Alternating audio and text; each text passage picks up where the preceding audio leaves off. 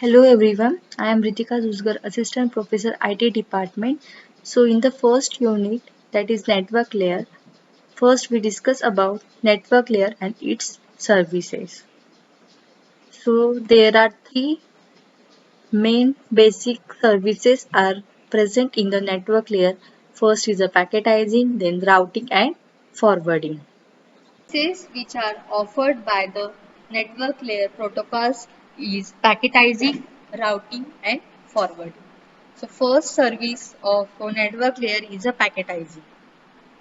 So the process of encapsulating the data received from the upper layer of the network is also called as the payload. Upper layer of network is a payload in a network layer packet at the source and decapsulating the payload from the network layer packet at the destination is known as a packetizing.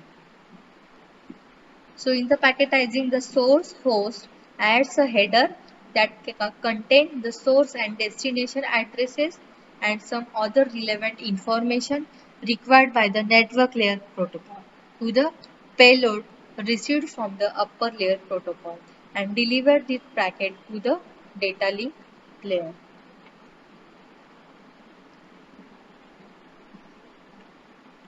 Okay, see here. So in the packetizing, we are getting the packet from the upper layer protocol, that is payload received from the upper layer protocol, and deliver this packet to the data link layer.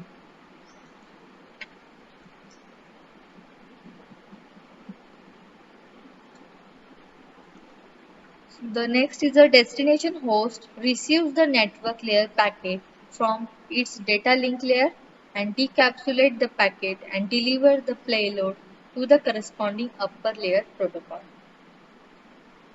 So the routers in the path are not allowed to change either the source or the destination addresses.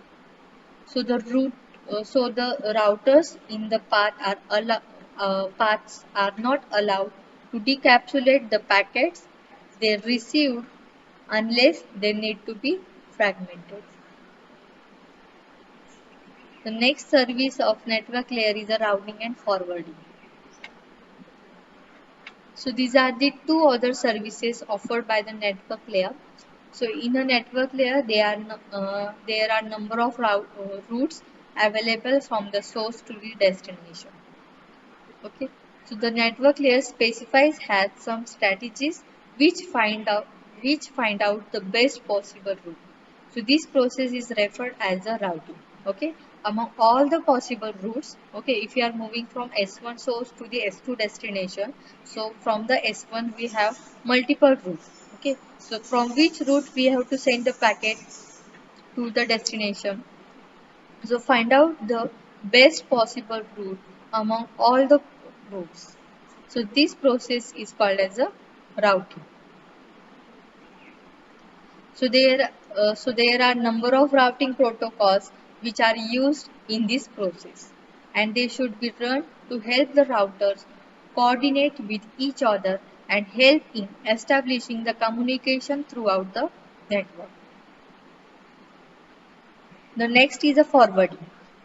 So forwarding is simply defined as the action applied by each router when a packet arrives at one of its interfaces. So when a router receives a packet from one of its attached network, it needs to forward the packet to the another attached network.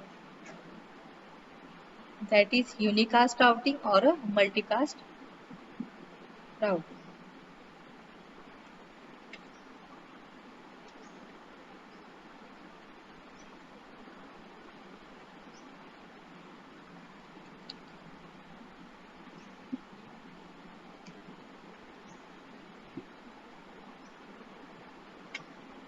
So see in this diagram, we have the routing and forwarding algorithm. So in the network layer, the router is used to forward the packet to the destination. Okay. So if you are having source to the destination, from the source to the destination, there are multiple paths. So routing is used to forward the packet to the destination. So which is the best route? Okay, so there is a one algorithm for the routing algorithm. So every router has the forwarding table. We have to forward our packet to the another path. So a router forward a packet by examining the packet's header field and then using the header field value to index into the forwarding table. So this is our in the forwarding table we have header value and output links. So the value stored in the forwarding table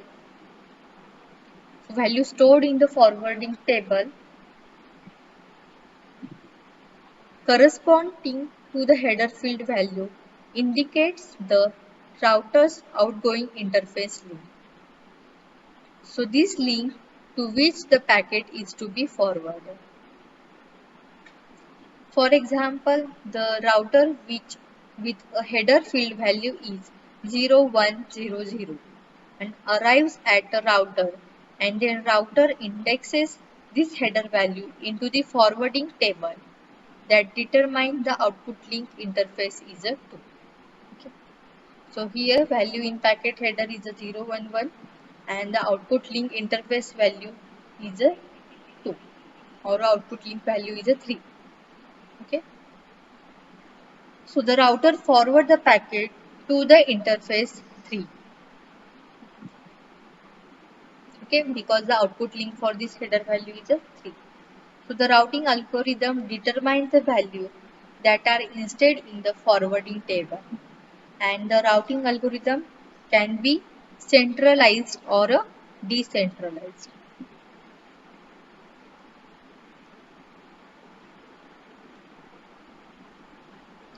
So here the routing algorithm determines the value in the forwarding table. If we are having this source path, so we have to forward this packet through by using this routing algorithm.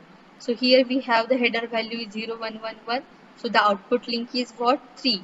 So this packet is moved from this direction. Okay. So the next part is the network layer services.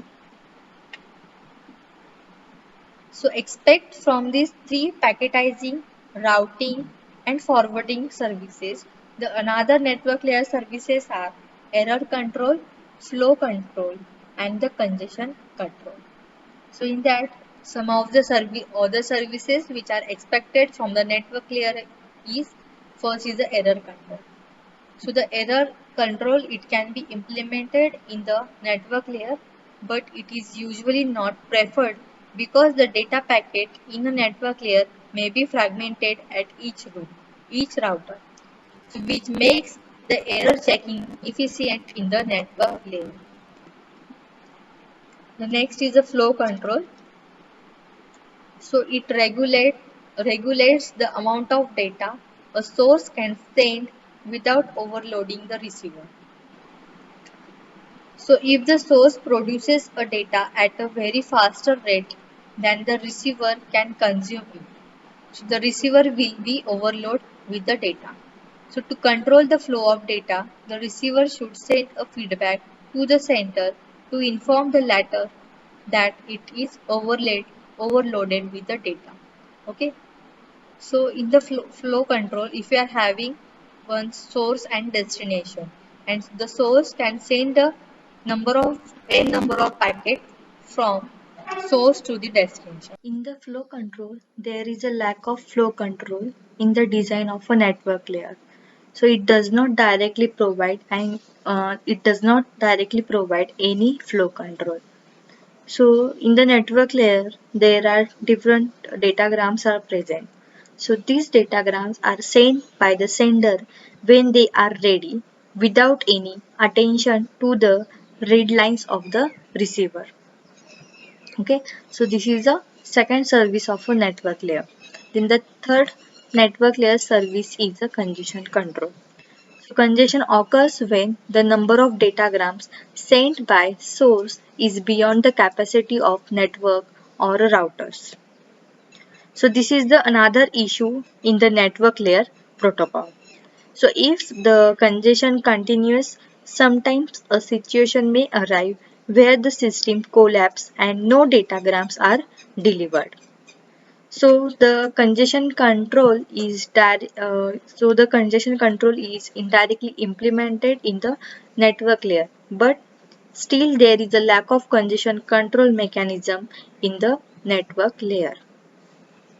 So next point is the advantages of network layer services. What are the advantages are present in the network layer services? So there are some benefits of services provided by the network layer. The first is by forwarding the service of the network layer, the data packets are transferred from one place to the another in the network. Then the next is in order to reduce the traffic, the routers in the network layer create the collision and the broadcast the domain. The next, the failure in the data communication system gets eliminated by packetization. And then the packetization service in the network layer provides an ease of transportation of the data packets. And the last is routers present in the network layer reduce the network traffic by creating the collision and broadcast the domain. So these are the advantages of a network layer services. The next is the disadvantages of network layer services. So there is a lack of flow control in the design of the network layer. The next, in this network layer, there is a lack of proper error control mechanism.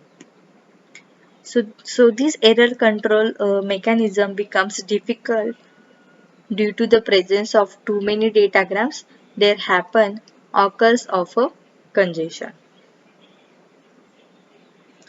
So congestion occurs sometimes due to the presence of too many datagrams in the network which are beyond the capacity of network of the routers.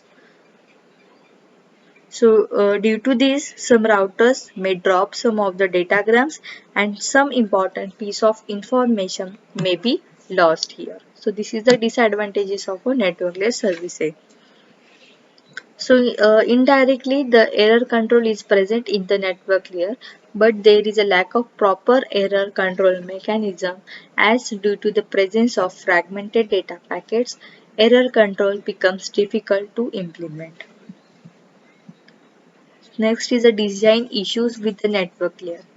So the key design issue is determining how the packets are routed from source to the destination. So here the routers can also be highly dynamic and being determined anew for each packet and to reflect the current network load.